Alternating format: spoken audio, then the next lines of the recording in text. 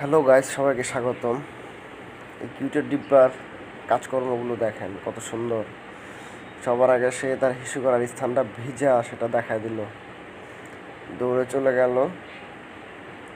Wait ওর কতটুকু ওজন করে নিল, খাবার খাবে, গলায় পরার জন্য কাপড় নিয়ে চলে আসলো।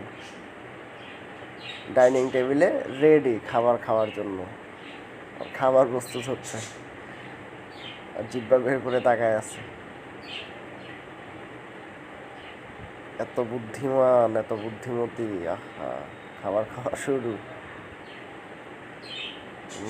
রেডি, খাওয়া শুরু করে দিল। খাবার খাওয়া শেষ, সব কিছু বুঝে। হ্যাঁ, ক্লিনিংয়ের জন্য দাঁত ক্লিনিংয়ের জন্য খাবারটা নিয়ে আসলো। খাবার খাওয়ার পর ওটা খেতে হয়, ও খুব ভালো করে জানে। হিসু করার স্থান চেঞ্জ, ধোয়া মোছা, ক্লিন করা রেডি, নতুন করে প্রস্তুত করে দেওয়া হইলো।